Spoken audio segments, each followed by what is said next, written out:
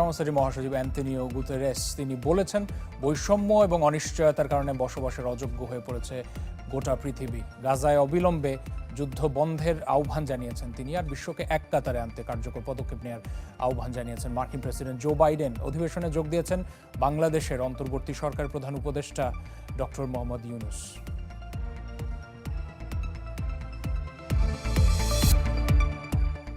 এদিকে সাইড লাইনে জো বাইডেনের সাথে বৈঠকে বসেছেন ডক্টর ইউনূস। এই বিষয়ে বিস্তারিত জানাতে নিউ ইয়র্ক থেকে সরাসরি যুক্ত হচ্ছেন আমাদের সহকর্মী মাহফুজ কামাল, এবং একই বিষয়ে জানতে চেষ্টা করব নিউজরুম থেকে আমাদের আরেক সহকর্মী মোর্শেদ হাসিব, তিনিও আমাদের সাথে যুক্ত রয়েছেন। দুজনকে স্বাগত জানাচ্ছি, অনেক ধন্যবাদ যুক্ত হওয়ার জন্য। মাহফুজকে শুরুতে প্রশ্ন রাখতে চাই। মাহফুজ, আশা করি আমার কথা শুনতে পাচ্ছেন।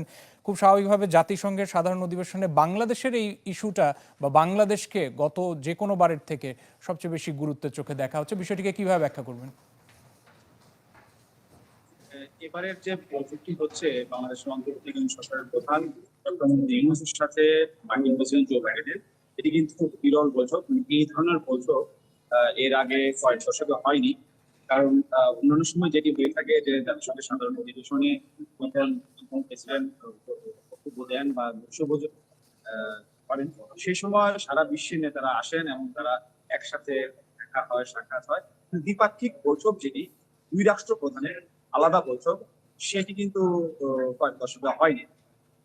যার কারণে এটি এখানে যারা স্থানীয় বাংলাদেশি রয়েছেন তারা বলছেন এটা আমাদের জন্য গর্বের যে বাংলাদেশকে অতিরিক্ত গুরুত্ব দেওয়া হচ্ছে এবং বাংলাদেশের উন্নয়ন এবং আগামীতে সরকার পরিচালনার ক্ষেত্রে মার্কিন সহায়তা আসছে, এটি কিন্তু এই বৈঠকে ইঙ্গিত দেওয়া হচ্ছে। এই বৈঠকের মাধ্যমে আমরা যদি জানতে পেরেছি ইতিমধ্যে বৈঠক শুরু হয়েছে জাতিসংঘ সদর দপ্তরে, এবং আজকে এই জাতিসংঘ সদর দপ্তরের আশপাশে বাড়তি নিরাপত্তা ব্যবস্থা জোরদার করা হয়েছে। আমরা প্রবেশের ক্ষেত্রেও সেটা বিড়ম্বনায় করতে হয়েছিল, বাট পরবর্তীতে আমরা প্রবেশ করতে পেরেছি। কারণ অধিকাংশ রাষ্ট্রপ্রধানরাই কিন্তু আজ এই জাতিসংঘ সদর দপ্তরে হয়েছেন, এবং জো বাইডেন মার্কিন প্রেসিডেন্ট কিছুক্ষণ আগে তিনি বক্তৃতা দিয়েছেন, কিন্তু সকালেই আমরা নিউ ইয়র্ক সময়, স্থানীয় সময় সকাল 8টায় জাতিসংঘ সদর দপ্তরে প্রবেশ করেন এবং জাতিসংঘের যিনি সেক্রেটারি জেনারেল তিনি কিন্তু তাকে সম্বর্ধনা দেন এবং করেন। এছাড়াও তিনি যখন ভেতরে প্রবেশ করেন, অনেক দেশের রাষ্ট্রপ্রধান স্বেচ্ছায় এসে তার সাথে ছবি তুলেছেন, আমরা দেখেছি, কথা বলেছেন এবং কুশল বিনিময় করেছেন। এটি একটি বড় প্রাপ্তি এবং সম্মানের বাংলাদেশের রাষ্ট্রপ্রধানকে এই গুরুত্ব দেওয়ার বিষয়গুলো। এবং জো বাইডেনের সাথে যে বৈঠকটি হচ্ছে, সেই বৈঠকে আমরা যেটা জানতে পেরেছি বাংলাদেশের পক্ষ থেকে জিএসপি সুবিধা, মানবাধিকার এবং গণমাধ্যমের স্বাধীনতা, আর্থিক সংস্কার সহ অনেক বিষয়ে আলোচনা হবে। বিশেষ করে বাংলাদেশ ভারতের যে সম্পর্ক, সেটি নিয়েও আলোচনা হতে পারে বলে আমরা জানতে পেরেছি। পাশাপাশি আরেকটি বিষয় উঠে আসবে, সেটি হচ্ছে যে মার্কিন যুক্তরাষ্ট্র আগামীতে বাংলাদেশের সাথে কূটনৈতিক সম্পর্ক এবং বাংলাদেশের অগ্রযাত্রায় কি ধরনের ভূমিকা রাখবে, এই বিষয়গুলো উঠে আসবে। আর মার্কিন প্রেসিডেন্ট ইতিমধ্যে আমরা যদি জানতে পেরেছি আমাদের কাছে যে শিডিউল হচ্ছে, সেতে বলা আছে যে 11টা থেকে 11:15 পর্যন্ত তাদের বৈঠক হবে এই জাতিসংঘ সদর দপ্তরে, এবং এর পরবর্তীতে যে বৈঠকটি হবে অন্তর্বর্তীকালীন সরকারের প্রধান উপদেষ্টা ডক্টর মোহাম্মদ ইউনূস তিনি বৈঠক করবেন ম্যানেজিং ডাইরেক্টর আইএমএফ এর সাথে। এর পরবর্তীতে তিনি ক্লিন্টন গ্লোবাল ইনিশিয়েটিভের একটি প্রোগ্রামে তিনি অংশগ্রহণ করবেন। এর পাশাপাশি তিনি রোহিঙ্গা ক্রাইসিস নিয়ে, বাংলাদেশের রোহিঙ্গা সংকট নিয়ে একটি হাই লেভেলের একটি মিটিং করবেন। এরপর তিনি বাংলাদেশের যারা গুরুত্বপূর্ণ দায়িত্বে রয়েছেন বা মার্কিন যুক্তরাষ্ট্রের ডক্টর মোহাম্মদ ইউনূসের যে বন্ধু রয়েছেন হিলারি ক্লিন্টন, এই পর্যায়ে যারা গুরুত্বপূর্ণ দায়িত্বে রয়েছেন তাদের সাথেও তিনি বৈঠক করবেন বলে জানা গেছে।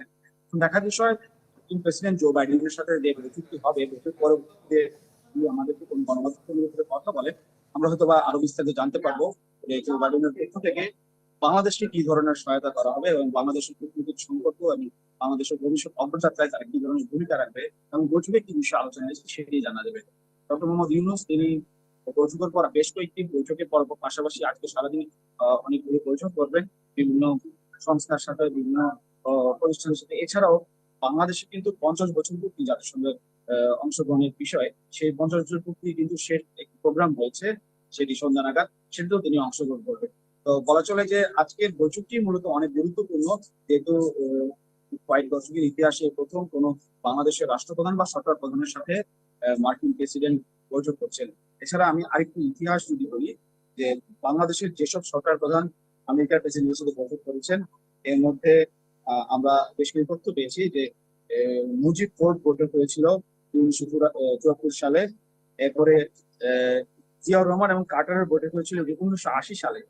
এর পরবর্তীতে আমরা যদি পেয়েছি হোসেন মোহাম্মদ এরশাদ এবং মার্কিন প্রেসিডেন্ট রিগানের বৈঠক হয়েছিল 1983 সালে, এবং এর সাথে সাথে জর্জ ডব্লিউ বুশের বৈঠক হয়েছিল 1990 সালে, এবং খালেদা জিয়ার সাথেও বুশের বৈঠক হয়েছিল 1992 সালে, এবং 2000 সালে সর্বশেষ শেখ হাসিনার সাথে বিল ক্লিন্টনের বৈঠক হয়েছিল। মূলত এই বাংলাদেশের এই রাষ্ট্রপ্রধানদের সাথে আমেরিকার রাষ্ট্রপ্রধানদের বৈঠক হয়েছিল বিগত কয়েক দশকে। তবে জাতিসংঘের এই সাধারণ অধিবেশনে এসে কোন মার্কিন প্রেসিডেন্ট এই প্রথম বাংলাদেশের কোন সরকার বা রাষ্ট্রপ্রধানের সাথে বৈঠক করল। এটি একটি বিরল এবং ঐতিহাসিক মুহূর্ত বলে এখানকার যারা স্থানীয়রা তারা দাবি করছেন। আর যেহেতু অন্তর্বর্তীকালীন সরকার বাংলাদেশে পৌঁছে রয়েছে 5 আগস্টের পরবর্তী প্রেক্ষাপটে, সেখানে 1 থেকে 1.5 মাস সময় পেয়েছে। এর মাঝে এটি প্রথম সফর ডক্টর মোহাম্মদ ইউনূসের, এবং তার যারা সফরসঙ্গীরা এখানে এসেছেন তাদের সাথে আমরা কথা হয়েছে। তারা জানিয়েছেন 5 আগস্ট এবং পূর্ববর্তী ঘটনা এবং 5 আগস্ট ক্ষেত্রে তৈরি হয়েছিল আওয়ামী লীগ সরকারের পতন যেভাবে হয়েছিল এবং পুলিশের এবং সরকারের দমন নিপীড়ন, এই বিষয়গুলো কিন্তু ডক্টর মোহাম্মদ ইউনূস সাধারণ নির্বাচনে ভাষণ করেছেন এবং সাথে এই বিষয়গুলো আলোচনা হতে পারে বলে আমরা যতটুকু জানতে পেরেছি। আরেকটি বিষয় বলতে হয়,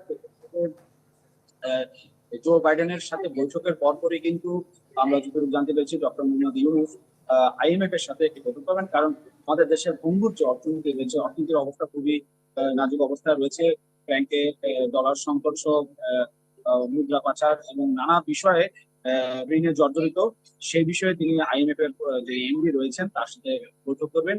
আর্থিক সংস্কারের বিষয়ে আলোচনা হবে, কিভাবে বাংলাদেশ আগামীতে এগিয়ে যাবে এবং বাংলাদেশের ব্যাংকিং বা আর্থিক সেক্টর গুলোতে কি কি পর্যায়ে সংস্কার আনা হবে, কি পরিস্থিতি বা কি পদক্ষেপ নিলে আর্থিক সংস্কার হতে পারে, এটি আইএমএফ এর সাথে বৈঠক হতে পারে এবং অনুদানের বিষয় বৈঠক হতে পারে আমরা যদি জানতে পারি। মাহফুজকে ধন্যবাদ জানাচ্ছি। মাহফুজ কামাল আমাদের সাথে রয়েছেন যুক্তরাষ্ট্র থেকে, তিনি জানাচ্ছিলেন। মোর্শেদ হাসিব নিউজ রুম থেকে আমাদের সাথে যুক্ত হয়েছেন। মোর্শেদ, হাসিব শুনছিলেন নিশ্চয়ই মাহফুজ কামাল বলছিলেন, বিশেষ করে 30 বছর পর হোয়াইট হাউসের বাইরে মার্কিন প্রেসিডেন্টের সাথে এমন একটা বৈঠক, যেটা কিনা অনেক গুরুত্বপূর্ণই বলা হচ্ছে, স্থানীয় গণমাধ্যমও তাই বলছে।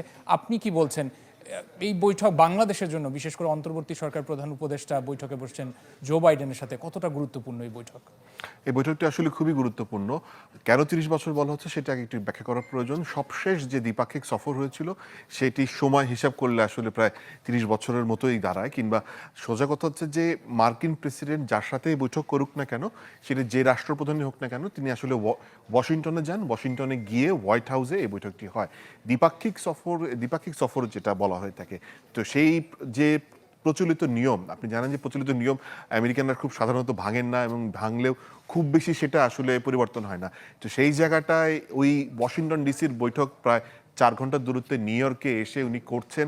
এটার মানেই হচ্ছে গিয়ে বাংলাদেশকে তারা অনেক বেশি গুরুত্ব দিচ্ছে, এবং সেই জায়গায় ডক্টর ইউনূসের অবশ্যই যে অবস্থান রয়েছে ব্যক্তি হিসাবে সারা বিশ্বজুড়ে তার অবস্থান, সেটাকে আসলে আরও একবার সামনে নিয়ে আসে।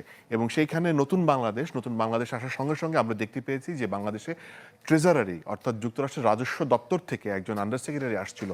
তার মানে হচ্ছে বাংলাদেশের যে আর্থিক সংস্কার রয়েছে, আর্থিক খাতের যে উন্নয়ন রয়েছে, যে অর্থায়ন রয়েছে, যদিও যুক্তরাষ্ট্র সরাসরি অর্থ দিয়ে সহযোগিতা করে না, কিন্তু তারপরও যুক্তরাষ্ট্রে যে প্রতিষ্ঠানগুলোর অনেক বেশি প্রভাব রয়েছে, সেটা আইএমএফ হোক, ওয়ার্ল্ড ব্যাংক হোক, কিংবা অন্য যে কোনো আন্তর্জাতিক দাতা সংস্থা হোক, সেই দাতা সংস্থাগুলোও কিন্তু এখন নানান ধরনের প্রণোদনা দিচ্ছে, নানান ধরনের উৎসাহ দিচ্ছে, নানান ধরনের কাজে এগিয়ে আসার জন্য কথা বলছে। এই সার্বিক যে চিত্রটি, সেটা আসলে যে মানুষটির জন্য হয়ে থাকে, সেই মানুষটি হোয়াইট হাউস পরিচালনা করেন, সেই মানুষটি ইউএস প্রেসিডেন্ট, এবং বর্তমানে তিনি জো বাইডেন। এবং এটা জো বাইডেন না হয়ে যদি অন্য কোনো মার্কিন প্রেসিডেন্ট হতো, তার জন্য একই হতো, কারণ তার রাষ্ট্র মনে করে যে এইটি আসলে বাংলাদেশকে এগিয়ে নিয়ে যাওয়ার জন্য অন্যতম উপায়, এবং সেই কারণে এই বৈঠকটি হচ্ছে। এবং এই বৈঠকের মাধ্যমে কিন্তু বেশ কিছু বিষয় সামনে এসছে, যে গেল 15 বছর ধরে আওয়ামী লীগ আমলে যুক্তরাষ্ট্রকে যে পরিমাণে ব্যাশিং করা হয়েছে, অর্থাৎ যুক্তরাষ্ট্রের রাষ্ট্রদূতকে যে পরিমাণে কটাক্ষ করা হয়েছে, তাদের বাংলাদেশের রাজনীতি নিয়ে, সুশাসন নিয়ে, নির্বাচন নিয়ে, গণমাধ্যমের স্বাধীনতা নিয়ে, মানবাধিকার নিয়ে, কিংবা শ্রম অধিকার নিয়ে যে ধরনের তারা মন্তব্য করেছে, কিংবা যে ধরনের রিপোর্টগুলো তুলে ধরেছে, প্রত্যেকটা রিপোর্টের এগেইনস্টে কিন্তু সরকারের যে অবস্থান ছিল সেটিকে যুক্তরাষ্ট্রের রাষ্ট্রদূতকে নানানভাবে কটাক্ষ করা হয়েছে। তো সেই জায়গায় আসলে এক ধরনের ব্যাশিংয়ের যে মেন্টালিটি সেখান থেকে বেরিয়ে মানে এসছে তো অবশ্যই, এবং বরঞ্চ যুক্তরাষ্ট্র স্বাগত জানাচ্ছে, মানে হচ্ছে নতুন কিছু করছে। তো যুক্তরাষ্ট্র নতুন বাংলাদেশকে এগিয়ে নিতে চায়। সাধারণ মানুষ এবং ছাত্রদের যে আন্দোলন, সেই আন্দোলনকে তারা রিকগনাইজ করেছে এবং নতুন সরকারকে তারা সামনে এগিয়ে নিতে চায়। সেইটারই একটা বার্তা কিন্তু খুব স্পষ্টভাবে এই বৈঠকের মাধ্যমে দেওয়া হলো। আসিফ, আপনার উত্তরে এই বিষয়গুলো উঠে